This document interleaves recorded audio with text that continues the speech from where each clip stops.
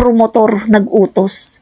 So, kaya pinoprotektahan niya ang mga tao niya. Kasi kung hindi niya protektahan ang mga tao niya at nalaman yan, syempre, magpo-progress yan mga kaibigan. Mag-escalate yan. At pagkatapos, tuturo lahat yan sa kanya. Siya ang may kasalanan.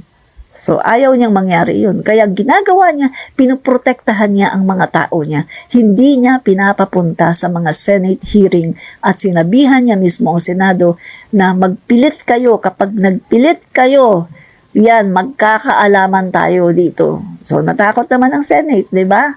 So, hindi na sila nagtuloy sa kanilang investigasyon. Yun po mga kaibigan ay na-stop ang investigasyon na yun. Diba? So, dyan po nag-umpisa mga kaibigan. Kaya, naggalit, no? Naggalit noon ang buong DD Sheets, nagalit po kay Speaker Martin Romualdez dahil po sa pagkakatanggal ng confidential funds ni Fiona. Yan po mga kaibigan. Diba? So, pera-pera lang ang lahat, na?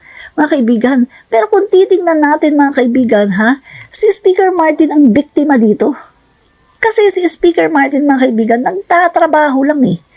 At nagtatrabaho, ayaw ng korupsyon at wala sa kanya yung, ay kaibigan ko naman to eh. Kung tutuusin mga kaibigan, no? Kung tutuusin ha, matagal na niyang kaibigan ng mga Duterte. Oh, alay nila yan eh, sa Tacloban, yung mga Duterte. Matagal na nilang kaibigan, pati si Sara. Close yan kay Speaker Martin, mga kaibigan. Yan si Sara. Kung tutuusin, dapat pagbibigyan niya yan, di ba? Pero hindi eh. Kasi mga kaibigan, si Speaker Martin, hindi po siya ganon. Siya po ay politiko na matuwid na politiko. Parang ang Pangulong Marcos din natin ngayon. Matuwid po. Hindi pwede na kaibigan ka, o sige, ibibigay na lang dahil kaibigan ka. Mga kaibigan, iba po ang Duterte. Ang Duterte, mga kaibigan, kahit na alam na niyang mali, kapag kaibigan ka, hindi ka pwedeng galawin. Kasi kaibigan ka eh. Tingnan mo yung ginawa niya kina Michael Yang, di ba? O, si Asierto, mga kaibigan, nag-conduct ng investigation sa Davao. Ngayon, lumabas ngayon sa investigation ni Asierto na si Michael Yang pala ay involved sa droga. Malaki mga kaibigan ang involvement ni Michael Yang. Ibinigay ngayon sa kay Bato de la Rosa, ibinigay sa PNP chief, yung pa kay yung sa PAC kay Belica, ibinigay din kay Duterte. Anong nangyari mga kaibigan? Nung nalaman ni Duterte, binaliktad niya ngayon. Si Asierto ngayon mga kaibigan ang pinapahanting ni Duterte at inakusahan na involved daw sa droga. Nang dahil lang doon mga kaibigan, nang dahil lang doon sa pag-iimbestiga ni Asierto at lumabas na si Michael Yang ay involved sa droga, nang dahil doon, binaliktad siya ni Duterte at nagtago siya for 3 years. At si Michael Yang, pinakita ni Duterte na protektado niya si Michael Yang sa pamagitan ng pag-appoint kay Michael Yang as economic advisor. At yun, palagi nang nasa Malacanang si Michael Yang. So, isang matibay na mensahe ni dating Pangulong Duterte na, economic advisor ko to. Huwag niyo tong gagalawin. Huwag niyo tong kakanain. Ako makakalaban niyo. Kaya niya yan in-appoint as economic advisor kasi gusto niyang mag-deliver ng strong message sa mga kapulisan, sa mga authorities na akin to. Huwag niyo tong pakikialaman. Akin to. Si Michael Yang, economic advisor ko yan. Malapit sa akin yan. Huwag niyong pakikialaman yan. Diba? So mga kaibigan, yan ang nangyari, no? So, simula nun, balik na tayo kay Speaker Martin. So, yan po mga kaibigan, no? Si Speaker Martin po ay napakabuti na tao. Napakabait na tao. Kung makikilala ninyo si Speaker Martin ng mas malalim, malalaman nyo na napakabuti niyang tao at napakabait at straight at wala po siyang mga history ng katiwalian katulad po ng Dutertes, mga kaibigan. At maganda din po ang educational attainment ni Speaker Martin Romualdez, mga kaibigan. Sa ibang bansa yan nagtapos at mga kaibigan meron yang degree, mga kaibigan, no? So walang-wala po si Basti Duterte, walang-wala po si Fiona, yung mga Duterte na yan, walang-wala po sa qualification ni Speaker Martin Romualdez. At ang mahigit sa lahat, mga kaibigan, napakabuting politiko, napakabuting tao. Parang Pangulo din natin, hindi kumikibo. Kita mo, inaano na siya, ginigiba na siya, hindi siya kumikibo, mga kaibigan. Yan po ang ating Speaker Martin Romualdez, mga kaibigan, no? So, ano pa, mga kaibigan? Ayan na, no? Natanggalan na siya ng confidential fund, si Sara. Tapos, nagwala na ang mga Duterte.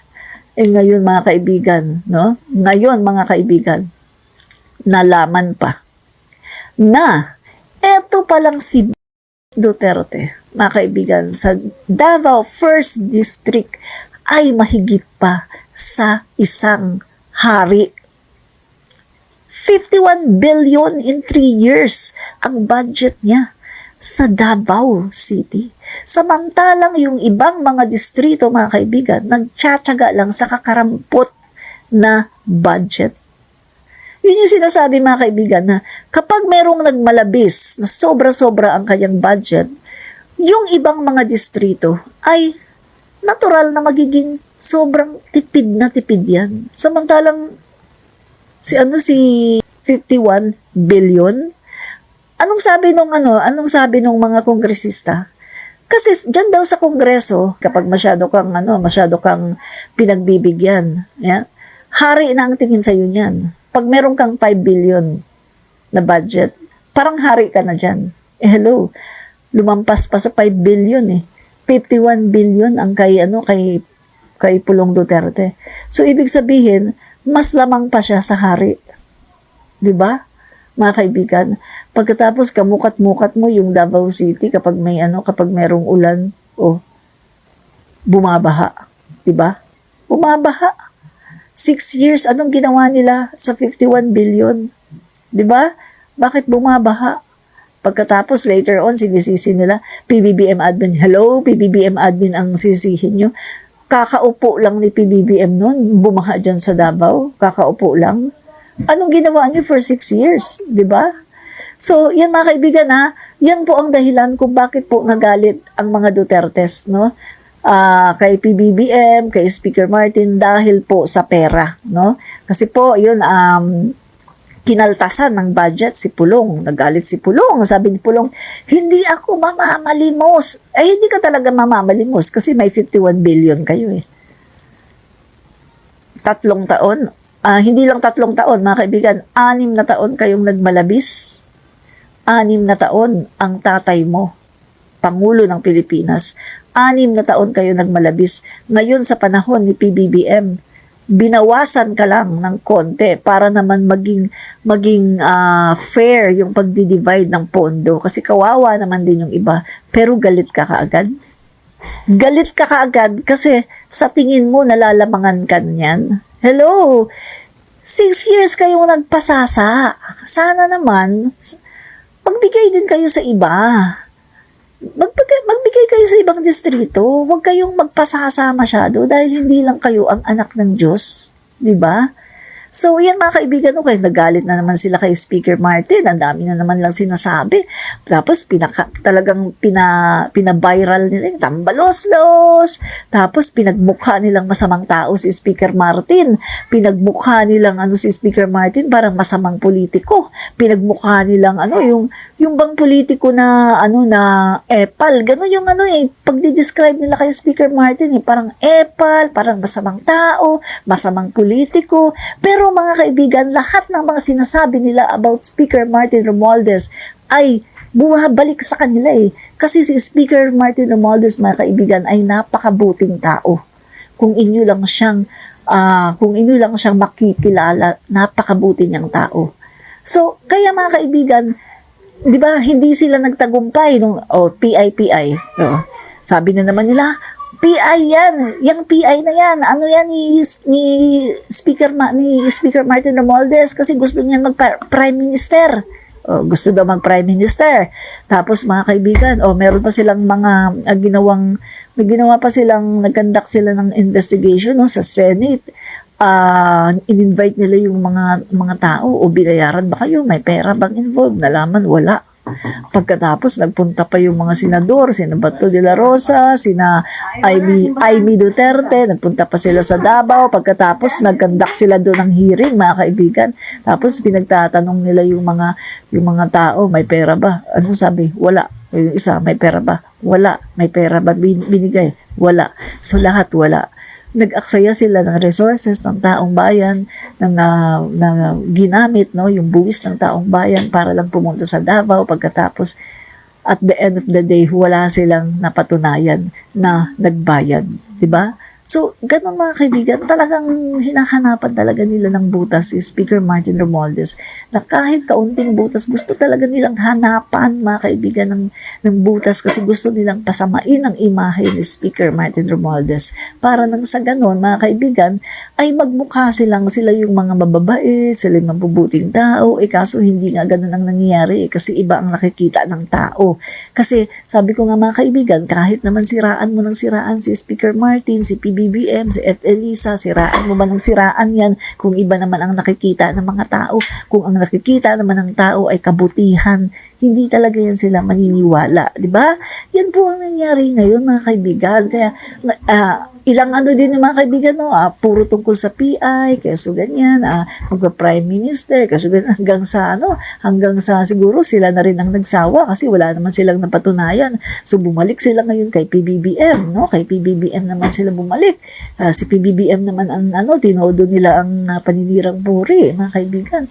Tapos ito na naman mga kaibigan, ang dami mga issue, tapos mga binalik nila yung mga bangag-bangag na yan, kaya siya nagko-cocaine, etc. Ang dami na nilang ginagawang kasamaan mga kaibigan kay PBBM, kay Speaker Martin Romualdez, pero hindi sila nagtatagumpay hanggang sa kasawa naman sila kasi walang nangyayari doon sa mga pinagagawa nila mga kaibigan. So ngayon na naman mga kaibigan, kita nyo, bumabalik na naman sila kay Speaker Martin Romualdez na naman yung kanilang tinitira. Di ba? Kita nyo yung transition ng events mga kaibigan. Kita nyo na nag-umpisa lahat mga kaibigan talaga sa pera. Nung tinanggalan itong si Sara Duterte ng confidential funds, doon talaga yan nag-umpisa. Kasi nga mga kaibigan, mukhang pera yan sila eh. Pera lang talaga yan. Diba? Mukhang pera. Tapos, ano pa yung mga kaibigan? Ito, ayan, ang pinapauso nila ngayon mga kaibigan. Ito, ayan, ito. Kita nito. Dali, ko ko lang.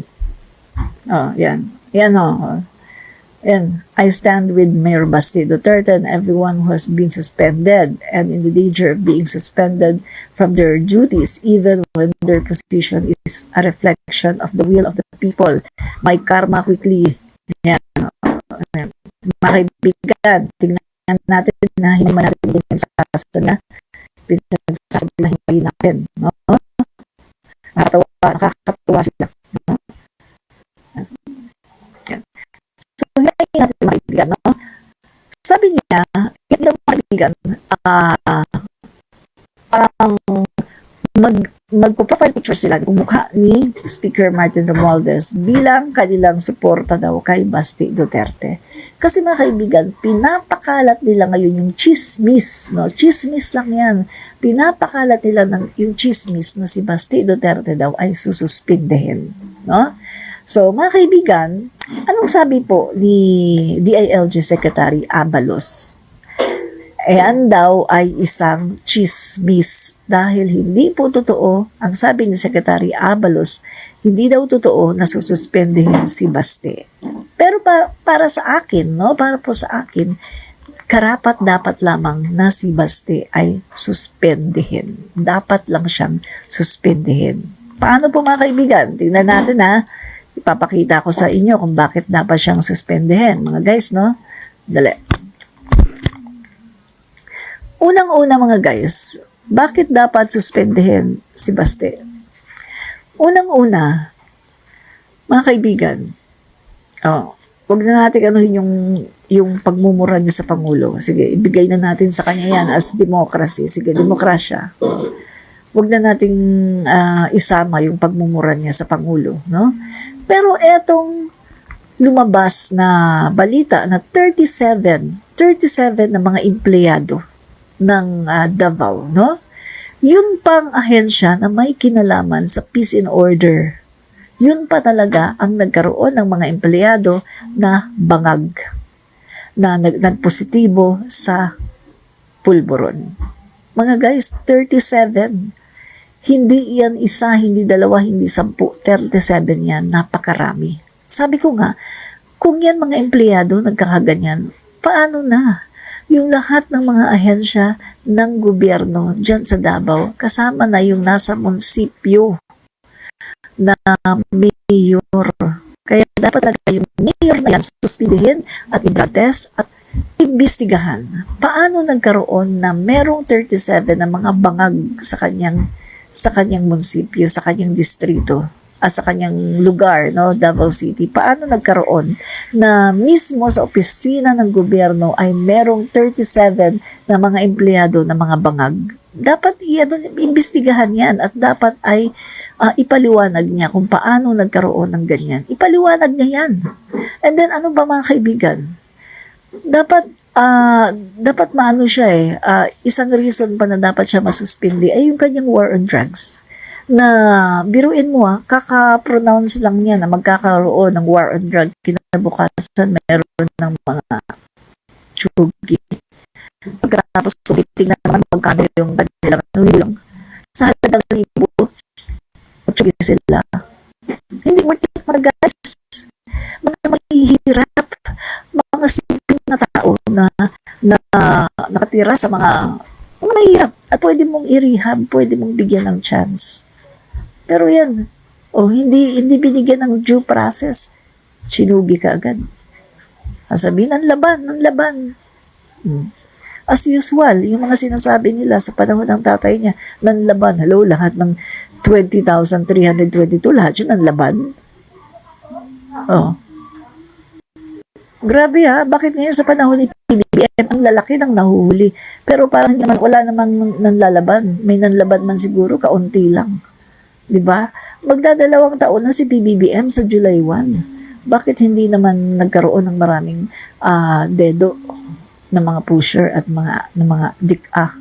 Wala namang ganong kalaking numbers, diba? Magdadalawang taon na siya. Pero kay Baste, kakasabi lang niya, kinabukasan, meron ka agad 4 pagkatapos naging 7. Kaya para sa akin yung mga yan yung grounds na dapat talaga siya ay suspindihin. Dapat talaga siyang suspindihin para imbestigahan yung mga pangyayaring yan. Dapat lang, no?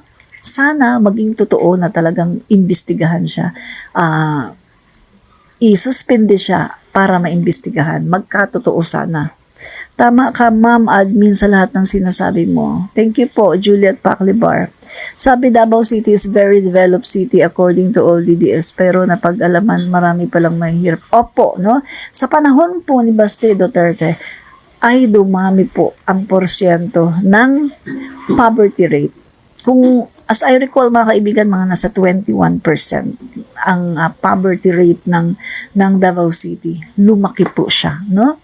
So, mabalik po tayo mga kaibigan dito kay Speaker Martin Romualdez na kanila na namang nililitsyon ngayon, no, mga kaibigan. Just lately, itong si Baste Duterte ay nag-post sa kanyang Instagram. Parang Instagram yata yun or X, no? Kasi mukhang parang hindi naman siya parang hindi siya Facebook I think Instagram yata. Nag-post po si Baste Duterte, no, na kanya na naman pong nilalait si Speaker Martin. Yung baboy po, no, may baboy tapos kumakain, no? Na parang sinasabi niya na, si Speaker Martin, baboy. Bakit? Tinatawag mong baboy dahil chubby? Hello? Ganyan yung ugali mo. Ibig sabihin, lahat pala ng mga chubby, lahat pala ng mga matataba, o sabihin natin matataba, lahat pala sila ang tingin mo, baboy. Hello? Yung nanay mo, parang mataba yun ah. So, ibig sabihin, yung nanay mo, baboy din. Yung kapatid mo, si Sarah Mau, mataba yan eh. O baboy din yan. Grabe no, mga kaibigan, ang tingin pala niya sa lahat ng mga matataba, baboy. Kasi mga kaibigan, eto ha, bakit niya sasabihin na baboy si Speaker Martin Romualdez? No? Aside from pagiging chubby, mga kaibigan, hindi naman niya pwedeng sabihin na matakaw sa pera. Kasi kung pagiging matakaw sa pera, sila yun eh, sila yung matakaw sa pera. Diba? Kasi wala naman mga kaibigan, wala namang history si Speaker Martin Romualdez na nagtakaw siya sa pera. Pero sila meron. In fact, mga kaibigan, no, nung pagpasok ni Speaker Martin Romualdez as Speaker of the House, yung House of the Representative ay nagkaroon pa ng savings. Nagbalik po ng pera. At ibinalik po ito no, as ginawang savings po ito, mga kaibigan. No? Binalik ito sa kaba ng bayan. Kasi hindi nagastos. Pero itong si Fiona, anong nangyari? Ay, nagmamadali siya. Year-end na daw. Kailangan gastusin na natin yan lahat. Ginastos lahat. Kahit sa walang kapararakan na bagay. Ginastos ang confidential funds. Humihingi ka ng confidential funds, ibig sabihin may item. Meron kang pagkakagastusan yan. Pero bakit lumalabas na yung mga sinasabi niyo na pagkakagastusan ay hindi naman pang seguridad? Katulad ng tree planting, katulad ng libreng sakay. Bakit? Di ba yung Office of the President, Office of the Vice President, meron na ring libreng sakay na programa? Oh. Bakit parang inuulit mo lang? May libreng yun nga, alam niyo mga kaibigan, yan nga ang sinasabi ni Representative Raul Manuel, di ba? Na ang Office of the Vice President, merong may programa yan ng libreng sakay. Tapos yung DepEd, may programa din sila na tree planting. So how come na yung confidential funds na 125 ay gagastusin mo doon sa libreng sakay at saka sa tree planting? Common sense mga guys.